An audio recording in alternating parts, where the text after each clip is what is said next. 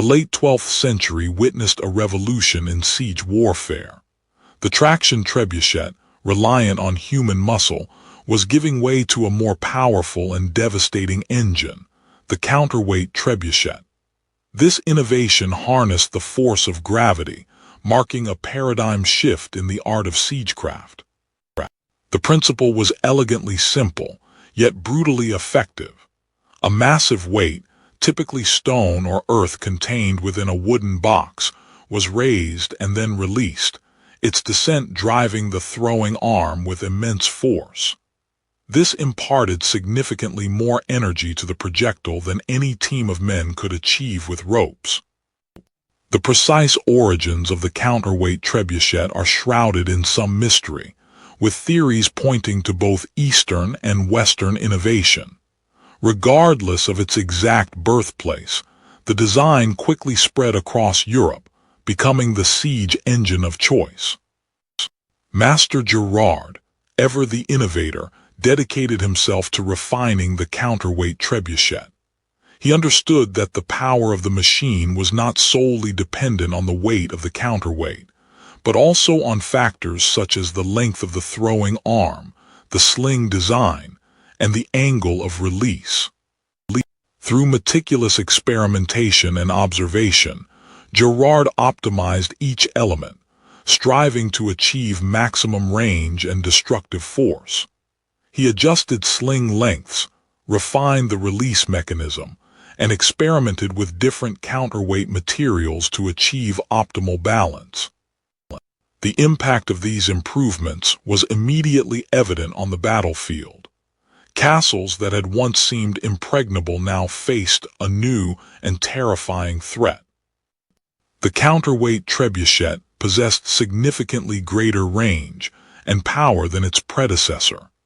It could hurl massive stones capable of breaching even the thickest castle walls, or launch projectiles over the walls to wreak havoc within. Gerard's trebuchets were soon in high demand. Lords across the land sought his expertise in constructing these engines of destruction, hoping to break the stalemate of protracted sieges. Lord Auberon, defending his strategic castle, witnessed firsthand the devastating effects of a well-placed counterweight trebuchet barrage. The walls, once considered impenetrable, crumbled under the relentless assault. The defenders scrambled to reinforce weakened sections and extinguish fires, but the trebuchet's reach was relentless, preventing effective repairs and demoralizing the garrison. Serafina documented the siege, meticulously recording the range, accuracy, and destructive power of the counterweight trebuchet. Her writings highlighted the machine's effectiveness in shattering castle defenses and forcing surrenders. The counterweight trebuchet had ushered in a new era of siege warfare. Its power and range irrevocably altered the balance of power, making previously impregnable fortresses vulnerable and reshaping the strategies of medieval conflict. Gerard's legacy as a master engineer was solidified, his trebuchets becoming synonymous with the fall of castles and the shifting tides of war. The construction of a trebuchet began long before the siege itself. The selection of timber was paramount. Oak, strong and resistant to splitting, was preferred for the main frame. Master Gerard knew that a single flaw in the wood could spell disaster when the machine was under immense stress. Once felled, the oak logs were transported to a timber yard. Here, under Master Gerard's watchful eye, skilled woodcutters shaped the massive timbers. They used axes, adzes, and saws to hew the wood into the precise dimensions required for the trebuchet's frame, the main beam, the upright supports, and the crucial sling arm. Serafina recorded the intricate details in her meticulous notes. "The trebuchet is not merely a brute instrument," she wrote. "It is a testament to human ingenuity, requiring precise calculations and a deep understanding of leverage and force." Beyond timber, The trebuchet demanded vast quantities of rope. Hemp was the fiber of choice, meticulously spun and braided into thick, resilient ropes capable of withstanding the incredible strain of the sling. The quality of the rope was as critical as the wood itself. A snapped rope could send the projectile off course or even destroy the machine. The counterweight, the heart of the trebuchet, demanded a constant supply of heavy stones. Quarries echoed with the sounds of chisels and hammers as laborers toiled to extract and shape the massive blocks. These stones, often weighing several tons, were the key to unleashing the trebuchet's destructive power. Transporting these materials to the siege site was a logistical challenge. Ox-drawn carts, often struggling along muddy tracks, carried the timber and stone. This slow and arduous process could take weeks, even months, depending on the distance and the condition of the roads. Armed guards were essential to protect the precious cargo from bandits and enemy scouts. At the siege camp, Master Gerard organized the assembly. Carpenters, blacksmiths, and common laborers worked under his direction, fitting the massive timbers together with mortise and tenon joints, reinforced with iron bands. The air was filled with the sounds of hammering, sawing, and the shouts of men working in unison. The blacksmiths played a crucial role, forging the iron bands and fittings that held the trebuchet together. These bands had to be strong enough to withstand the immense forces generated during each launch. The heat of the forge and the clang of hammers were constant reminders of the power being harnessed. Once the frame was erected, the counterweight was assembled. Stones were carefully placed into a large wooden crate suspended from one end of the beam. The weight had to be precisely calculated to achieve the desired range and impact. This was a slow and dangerous process, requiring careful coordination and constant vigilance. The final step was calibrating the release mechanism. This was a delicate task, requiring precise adjustments to ensure that the projectile was launched at the optimal angle. Master Gerard spent hours fine-tuning the mechanism, knowing that even a small error could significantly reduce the trebuchet's effectiveness. Across the field, within the besieged castle, Lord Auberon watched the construction with growing dread. He knew that once the trebuchet was complete, the relentless barrage would begin, testing the strength of his walls and the resolve of his men. The trebuchet, a monument to medieval engineering, stood ready. Its massive frame dominated the siege camp, a symbol of the destructive power about to be unleashed. The reign of the trebuchet was about to begin in earnest. The siege was a brutal ballet of destruction and endurance. The trebuchet, the undisputed king of siege weaponry, dictated the tempo. Its effectiveness hinged on meticulous planning, strategic positioning, and coordinated attacks. Master Gerard understood this better than most. He pored over maps, calculating angles, assessing wall strengths, and identifying the castle's weak points. The key was to maximize the trebuchet's destructive power.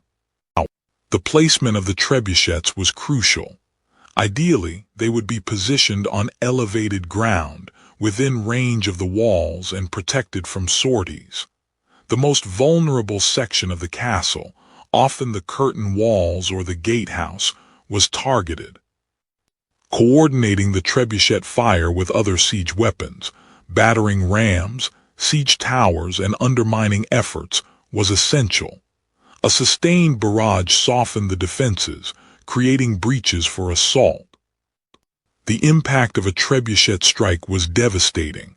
Walls crumbled, towers collapsed, and the morale of the defenders plummeted. A well-placed shot could shatter not only stone, but also the will to resist. Defenders were not defenseless, however. They thickened walls, built counterweights to absorb impacts, and reinforced vulnerable points. Sapping, Digging tunnels to undermine the trebuchets was a common tactic. Another defense was direct assault. Brave sorties, launched under cover of darkness or during lulls in the bombardment, aimed to destroy the trebuchets or disrupt their operation. These were risky maneuvers, often resulting in heavy casualties. After weeks of relentless bombardment, Master Gerard sought a meeting with Lord Auberon. He understood that sieges were costly, and a negotiated surrender was always preferable to a bloody assault. Lord Auberon, weary but unbowed, agreed to the parley. He knew his castle was weakening, but he was determined to extract the best possible terms. The meeting was terse and formal. Master Gerard offered generous terms, safe passage for the garrison and the inhabitants, in exchange for the castle's surrender. He subtly hinted at the consequences of continued resistance, the trebuchets poised to unleash further destruction. Lord Auberon weighed his options. He knew the trebuchets would eventually breach the defenses, and further resistance would only lead to more bloodshed. Pride warred with pragmatism. Finally, Lord Auberon conceded. The castle surrendered, not in glorious defiance, but in the face of overwhelming force, a testament to the trebuchets' reign. The siege was over, and a new chapter began. Lord Auberon's castle, strategically perched overlooking the valley, braced for the inevitable storm. Whispers of approaching armies and their siege engines had turned into grim certainty. The defense was paramount. The lives of his people depended on it. The castle garrison, a mix of seasoned soldiers and hastily trained levies, scrambled to fortify the defenses. Every stone was scrutinized, every weakness addressed.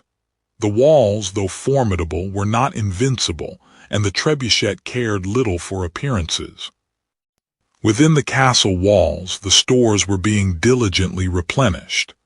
Bins overflowed with grain, barrels were filled with salted meat, and wells were checked to ensure ample water. A siege was a test of endurance, and sustenance was the key to survival. Addressing his gathered men, Lord Auberon spoke of courage, duty, and the defense of their home. He reminded them of their oaths, their families, and the importance of standing firm against the impending onslaught. His words were a beacon of hope in the face of despair. The first stone struck with a deafening roar. The trebuchet had announced its arrival. A section of the outer wall crumbled, a stark testament to the engine's destructive power. The siege had begun in earnest. Amidst the chaos, men scrambled to repair the breach, feverishly hauling stones and rubble to fill the gap. Every moment was precious, every stone vital. The trebuchet granted no respite, its relentless rhythm dictating their frantic pace. The bombardment grew fiercer. Stones rained down upon the castle, shattering buildings and sowing panic among the defenders. The courtyard, once a place of activity, became a deadly kill zone. Lord Auberon surveyed the devastation from the battlements. The castle, once a symbol of his power, was slowly being reduced to rubble. Yet his resolve remained unbroken. He would not yield. In the relative safety of the keep, Serafina meticulously recorded the unfolding events. The number of stones launched, the damage inflicted, and the casualties sustained. Her writings would be a testament to the siege, a record for posterity. Her quill danced across the parchment, capturing the grim reality of the siege with unflinching accuracy. Sketches of the monstrous trebuchets mingled with accounts of fallen walls and shattered hopes. As days turned into weeks, the relentless bombardment began to take its toll. Morale plummeted, fear gnawed at the defenders' resolve, and hope dwindled with each passing stone. Yet even as despair threatened to engulf them, Lord Auberon refused to yield.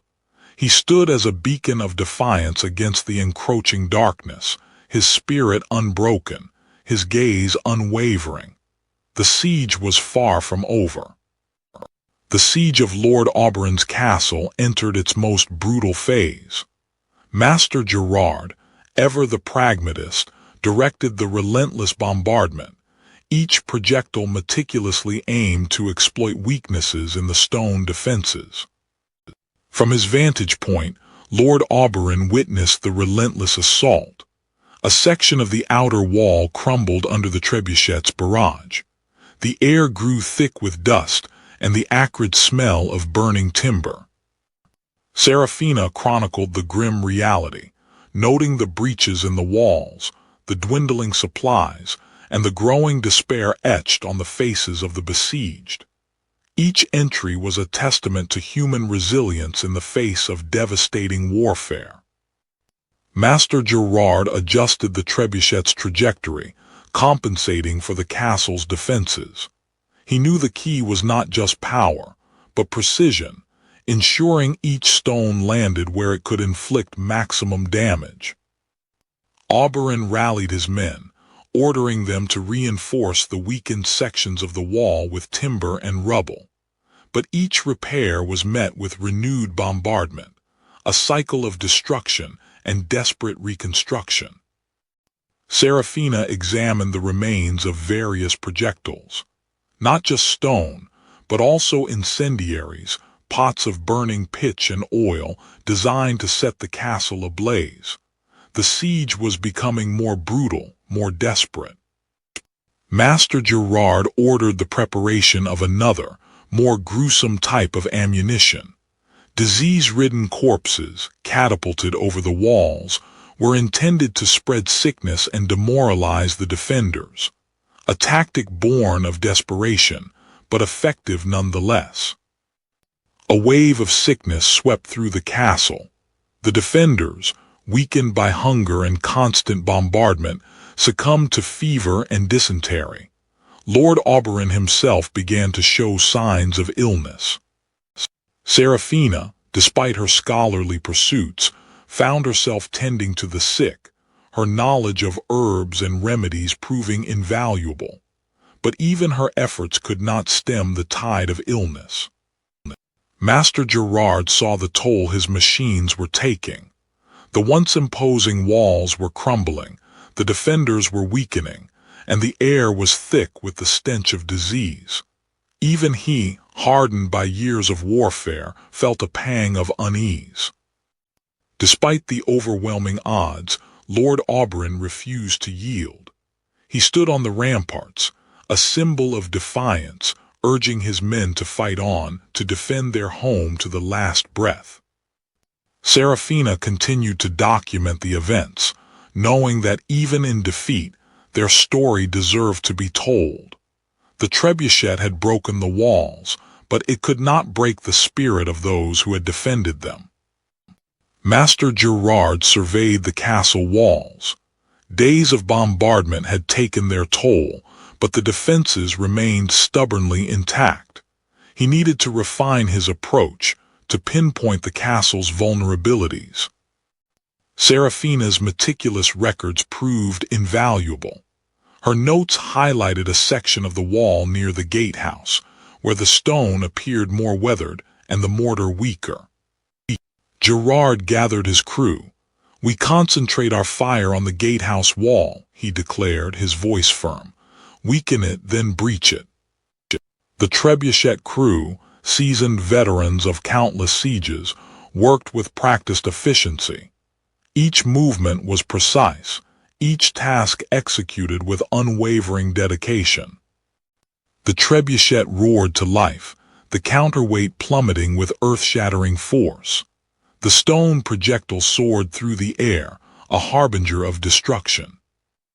Lord Auberon watched helplessly from the ramparts as the stone impacted the wall. Dust and debris exploded outwards, momentarily obscuring the damage. Each impact chipped away at the wall, widening the cracks and loosening the stones. The Trebuchets' relentless assault was taking its toll. Gerard, observing through his spyglass, made minute adjustments to the Trebuchet's trajectory, honing its accuracy with each shot. With a deafening crash, a large section of the wall gave way. A gaping breach now stood where once a formidable defense had stood. Lord Auberon stared in disbelief at the gaping hole in his defenses. The Trebuchet's reign had reached its zenith. Gerard raised his hand, signaling the assault. The besieging army surged forward, eager to exploit the newly created breach.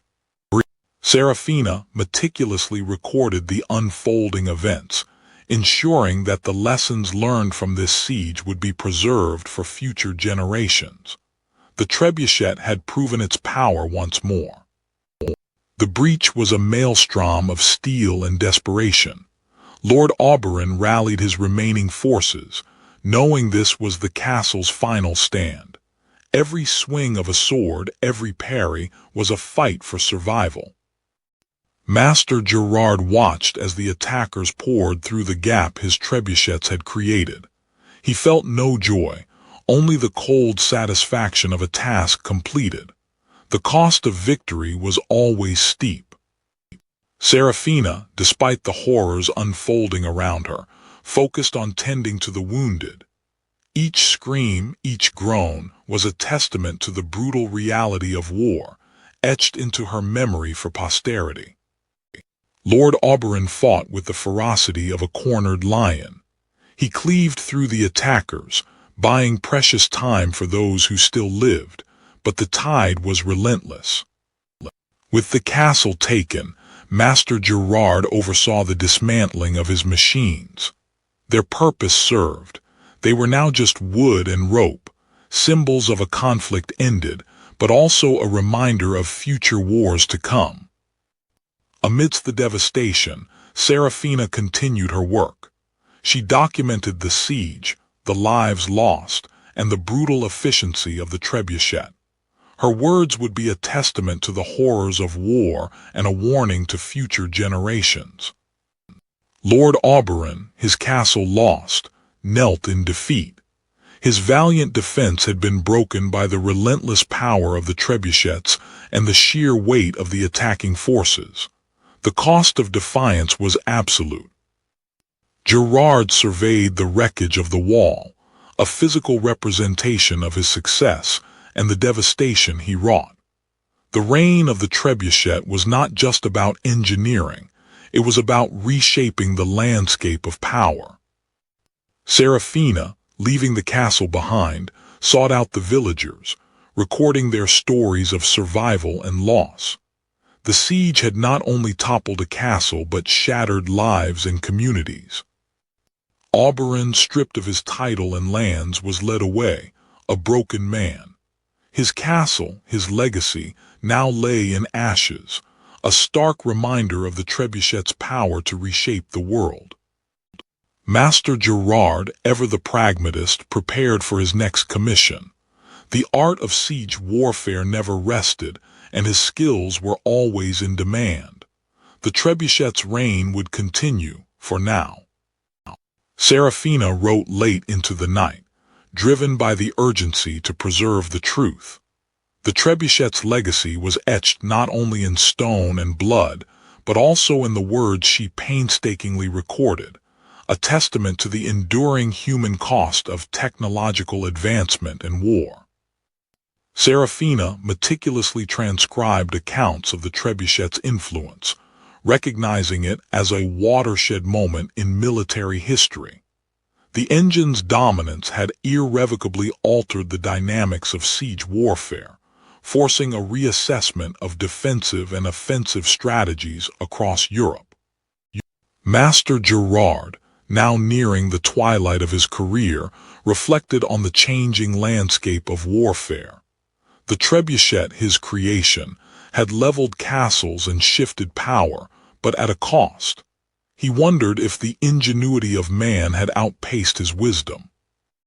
The architectural landscape of Europe began to change. Traditional castle designs, with their high, vulnerable walls, proved inadequate against the onslaught of the trebuchet. Architects began to favor lower, thicker walls, rounded towers to deflect projectiles, and concentric designs offering multiple layers of defense. The construction of these new fortifications demanded immense resources. Stonemasons, quarrymen, and laborers were in constant demand. The economic burden of building and maintaining these defenses weighed heavily on local communities, often requiring increased taxation and forced labor. Lord Auberon, having witnessed the destructive power of the trebuchet firsthand, invested heavily in the redesign and reinforcement of his castle. He understood that survival in this new era of warfare depended on adapting to the technological advancements. Armor also underwent significant changes. Blacksmiths developed reinforced helmets, breastplates, and shields to better withstand the impact of stones and other projectiles hurled by the trebuchets. The cost of such armor, however, limited its availability to wealthier knights and nobles. The trebuchet's impact extended beyond the battlefield. Kings recognized its potential to consolidate power. By controlling the construction and deployment of these expensive and complex machines, monarchs could exert greater influence over their vassals, diminishing the power of independent lords. Master Gerard continued to refine his designs, seeking to improve the trebuchet's accuracy and range. He experimented with different counterweight systems, sling designs, and release mechanisms, always striving to push the boundaries of what was possible. Serafina's writings documented the growing professionalization of siege warfare. Engineers like Master Gerard were no longer mere craftsmen but highly sought-after specialists, commanding premium wages and wielding considerable influence. The trebuchet's reign had a profound impact on the medieval economy. The demand for timber, stone, iron, and other resources skyrocketed, creating opportunities for some merchants and artisans while simultaneously straining the resources of local communities. Yet the trebuchet's dominance was not to last forever. A new technology, born from the secrets of gunpowder, was beginning to emerge. The cannon. Though initially less accurate and slower to reload, cannons possessed the potential to deliver even more devastating blows than the trebuchet. Master Gerard, witnessing the rise of gunpowder artillery, knew that the age of the trebuchet was drawing to a close. The trebuchet had changed warfare forever, but as with all things, its time would eventually pass, making way for new engines of destruction. The winds of change swept across the battlefields of Europe. A new weapon, fueled by a volatile mixture of sulfur, charcoal, and saltpeter, was beginning to challenge the trebuchet's supremacy. Gunpowder artillery, though still in its infancy, promised a different kind of destructive power. Serafina, ever diligent, meticulously documented the emergence of these fire-spitting devices. She understood that this new technology heralded a significant shift in the balance of power and the nature of warfare. Early cannons were cumbersome and unreliable. Their range was often shorter than that of a well-built trebuchet, and their rate of fire was painfully slow. The materials used were prone to bursting, making them as dangerous to their operators as to the enemy. Lord Auberon, witnessing the impact of cannon fire upon his castle walls, recognized the potential threat. The brute force of these projectiles, though inaccurate, could shatter stone with alarming ease. He knew that the age of the impenetrable castle was drawing to a close. Master Gerard, adaptable as always, began to study the principles of gunpowder artillery. He recognized that while the trebuchet relied on kinetic energy, The cannon harnessed the power of chemical explosion. New calculations, new designs were needed. Serafina noted that while cannons could deliver a more concentrated force, trebuchets were still more accurate and could hurl a wider variety of projectiles, including disease-ridden carcasses to spread plague within a besieged city. Gradually, as cannons became more reliable and powerful, the trebuchet's reign began to wane. The cost of producing gunpowder decreased, making cannons more accessible. Siege engineers found themselves in increasing demand for their expertise in artillery, not in trebuchets. Lord Auberon adapted his defenses, reinforcing walls with earthworks to absorb the impact of cannonballs and creating gun ports for his own artillery. The castle, once a symbol of impregnability, was evolving into a fortress designed to withstand the age of gunpowder. Serafina, nearing the completion of her chronicle, reflected on the trebuchet's impact. It had reshaped warfare, dictated the design of castles, and altered the very fabric of medieval society. Its time had passed, but its legacy would endure. Master Gerard, now overseeing the construction and deployment of cannons, occasionally paused to remember the ingenuity and raw power of the trebuchet. He knew that, while gunpowder had changed the game, the principles of engineering and the art of siege warfare remained timeless.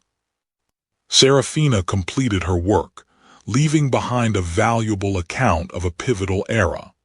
Her words would ensure that the trebuchet, the king of siege engines, would not be forgotten, its story etched in the annals of history.